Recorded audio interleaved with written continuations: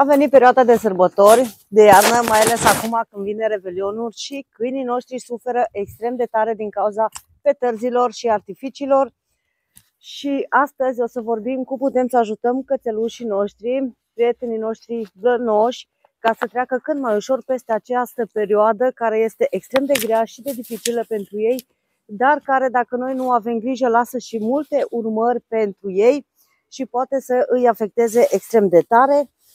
Dar tot în această perioadă, după cum ați văzut, deja au început cazurile unde câinii se pierd, fug de acasă, practic se panichează și ei pleacă de acasă, mai ales cei care țineți câinii în curte, trebuie să aveți grijă pentru că câinii se sperie extrem de tare la petărzi, artificii, nu toți câinii, dar dacă știți că și câinele vostru se sperie atunci când este perioada de Revelion cu petărzi, cu artificii, mai ales înainte cu o zi, două, dar chiar și noaptea de Revelion, atunci trebuie să luați măsuri rapide și urgente ca să vă protejați animăluțuri și să nu sufere și să nu rămână cu traume sau, mai rău, să fugă de acasă.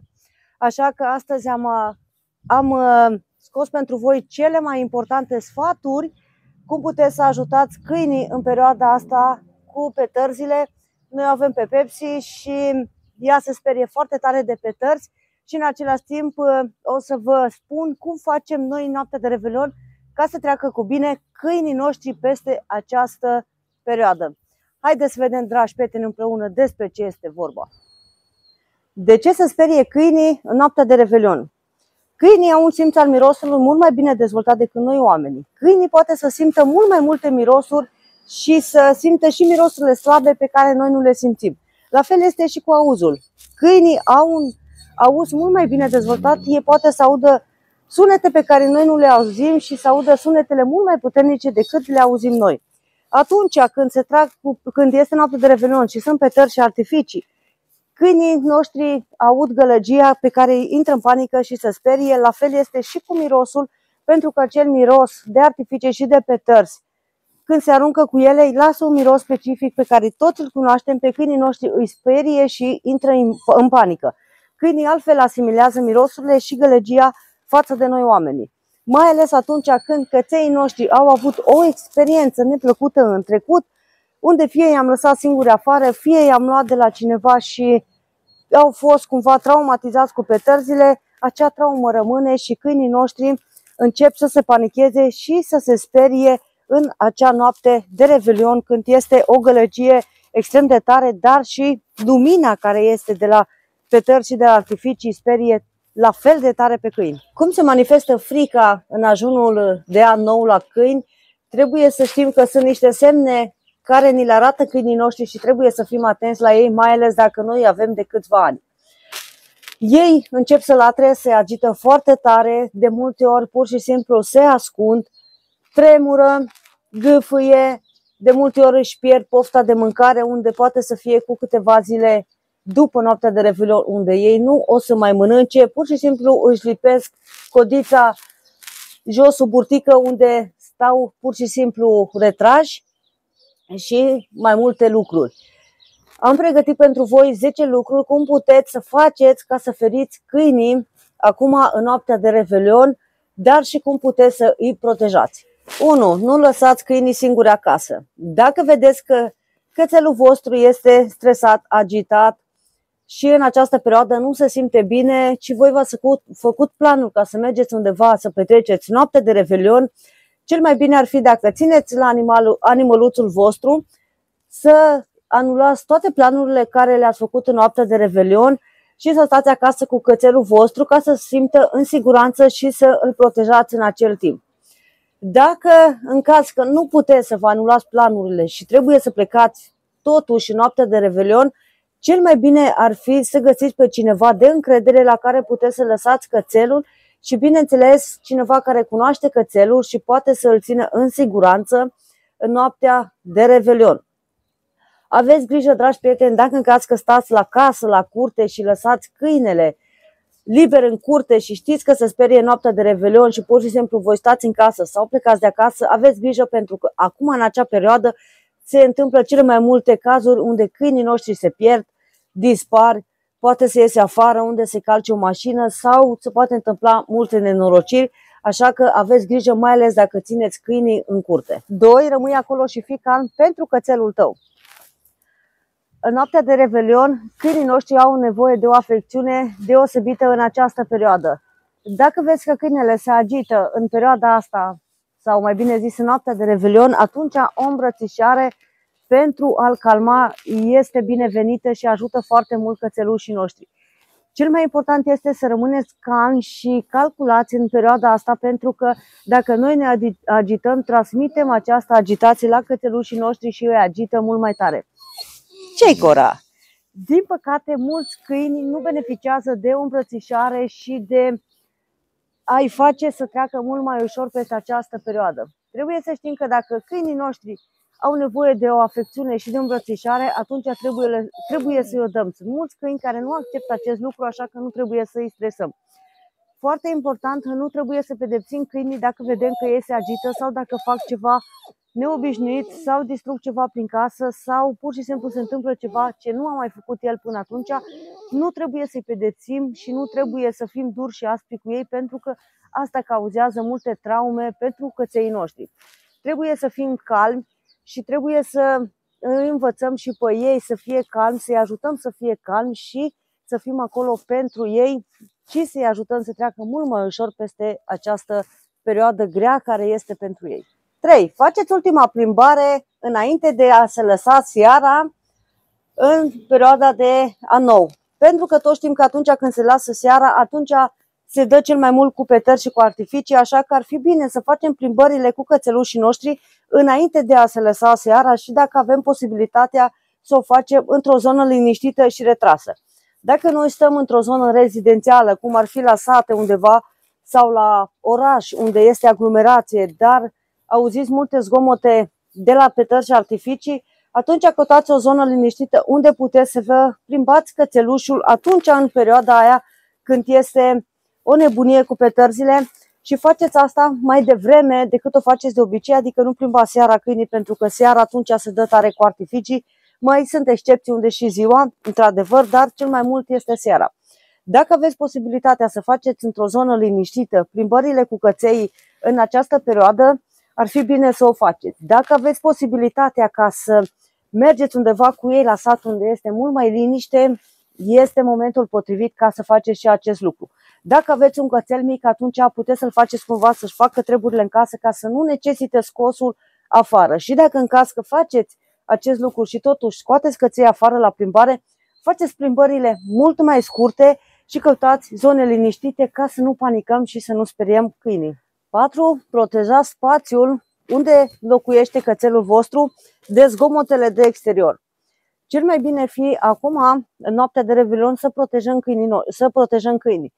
Dacă noi îi ținem în interior, atunci ar fi bine să tragem rulourile, să tragem jaluzelele, draperiile, ce avem noi la geam, ca să nu intre lumina de afară care afectează foarte tare câinii acum de Revelion, pentru că ați văzut și voi, când este noapte și se dă cu artificii sau cu petărzi, mai ales cu artificii, este acea lumină care câinii noștri o văd și panichează foarte tare.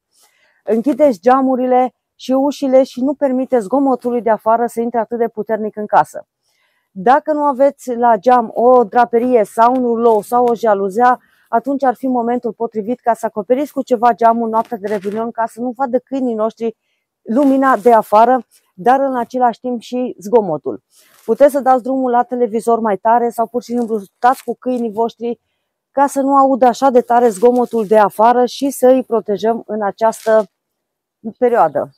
5. Încetați zgomotul artificiilor. Cel mai periculos pentru câini este zgomotul și cel mai tare îl sperie. Dacă îi ținem în casă, atunci ar fi bine să le dăm drumul la radio sau la televizor la o muzică relaxantă pe care ei deja o cunosc și să-i dăm drumul mult mai tare ca să nu audă câinele zgomotele de afară și cel mai bine este să închidem geamurile și ușile ca să nu dăm drumul la zgomot ca să intre în casă și să ne afecteze căței. Trebuie să știm că acum dacă ei se sperie din cauza zgomotului, această traumă o să rămână mult timp la ei și în anii care o să vină noi tot o să avem probleme cu ei din cauza zgomotului. 6. Oferi câinelui tău un loc unde să se poată retrage. Cel mai periculos este acum noaptea de Revelion, pentru că câinii se sperie și se panichează foarte ușor și foarte repede. Cel mai bine ar fi să-i punem un coșuleț locul lui unde stă și unde doarme, cât mai aproape de noi, ca să se simtă în siguranță. Mulți câini iubesc acest lucru. Sau putem pur și simplu să-i punem o boxă lui de transport sau o cutie unde el să poate intra și să se simtă în siguranță dacă în caz că vrea să se ascundă.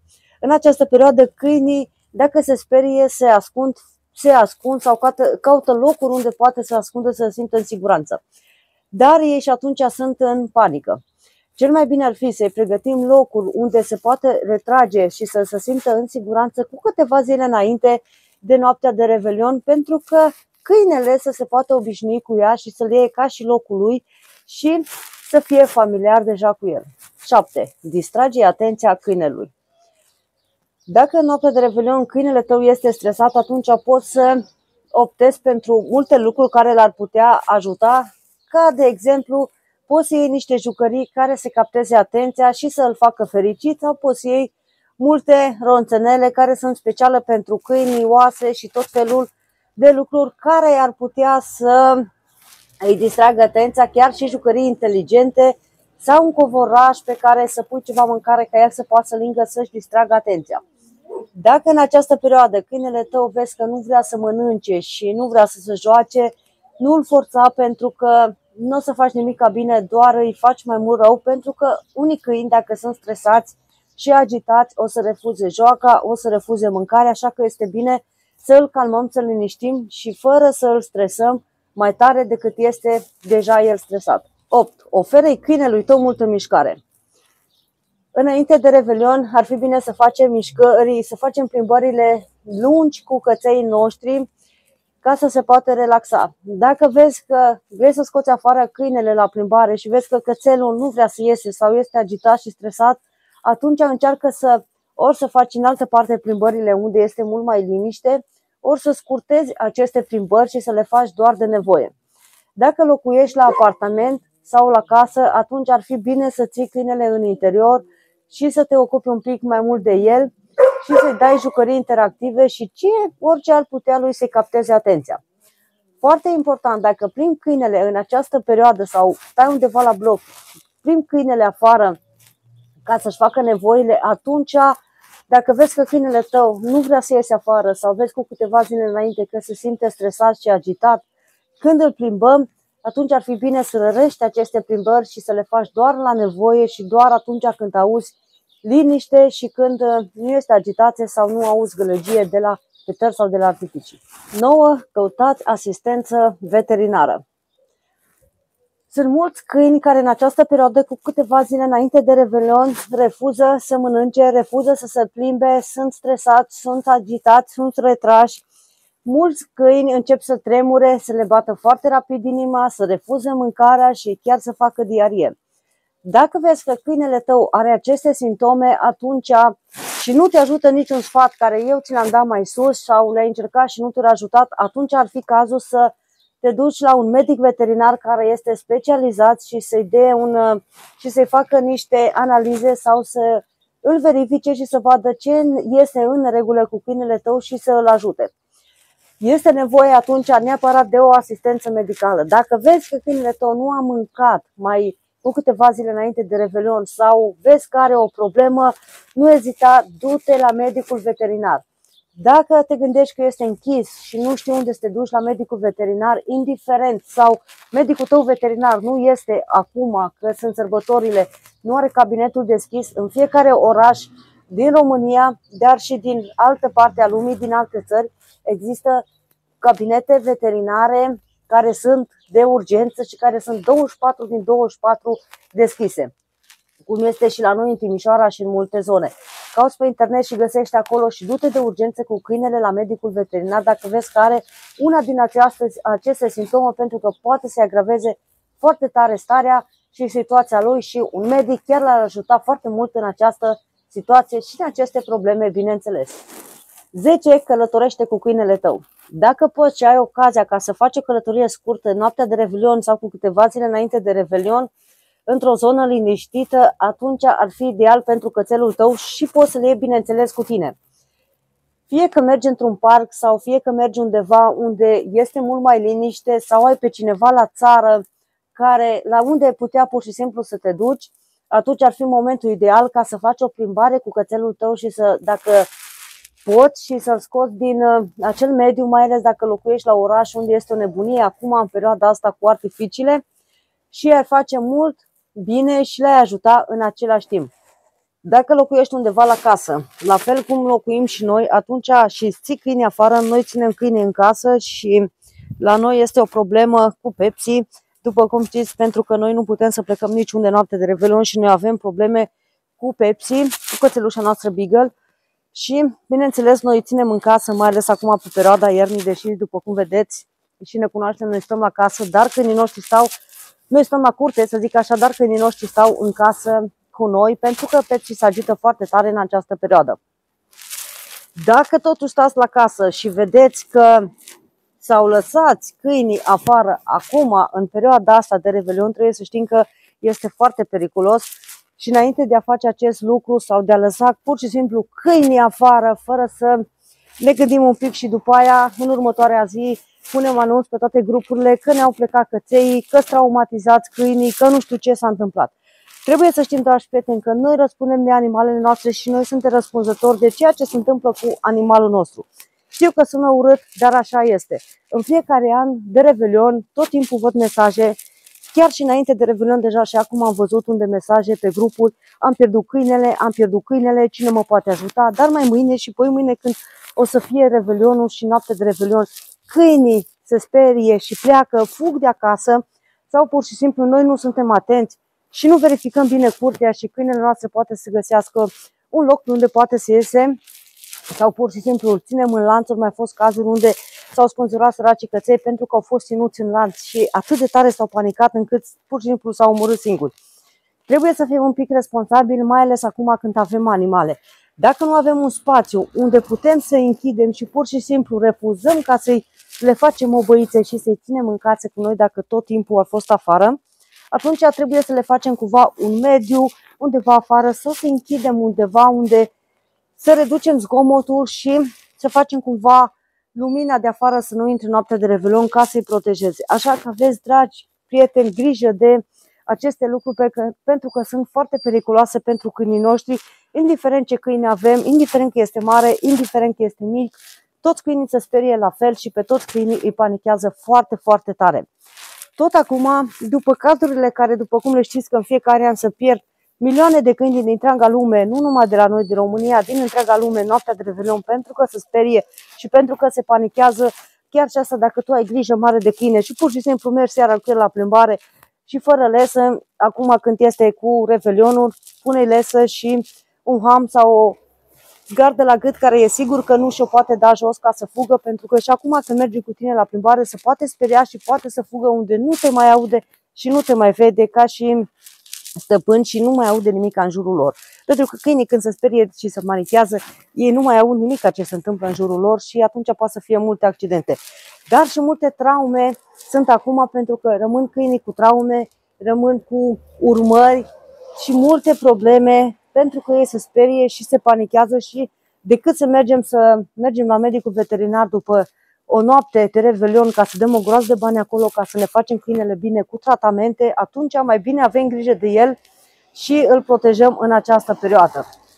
Dacă încă nu este târziu, poți să mergi la medicul veterinar pentru că există și medicamente care calmează câinii în această perioadă. Noi nu am luat la Pepsi aceste medicamente pentru că noi o ținem în casă cu noi și încercăm să o facem să nu se sperie și să se simtă protejată și în siguranță. Și chiar m-aș dori să faceți și voi acest lucru. Sper că v-a plăcut acest videoclip pentru că acum este mai un pic Revelionul și chiar ajută foarte mult acest videoclip și multe întrebări am primit și anul trecut cum facem noi cu Pepsi, așa că astăzi am vrut să fac acest clip ca să vedeți mai exact despre ce este vorba și cum puteți să vă protejați cățelușii în această perioadă. Noi o să ne vedem și data viitoare. Până atunci, dragi prieteni, aveți grijă de voi, de animăluțele voastre și de tot ce iubiți voi, mai ales de căței noștri acum în această perioadă. Până data viitoare, mult succes în toate, un an nou fericit, cu sănătate și cu tot ce vă doriți voi. Eu vă salut cu respect, v-am pupat numai bine, ceau, ceau!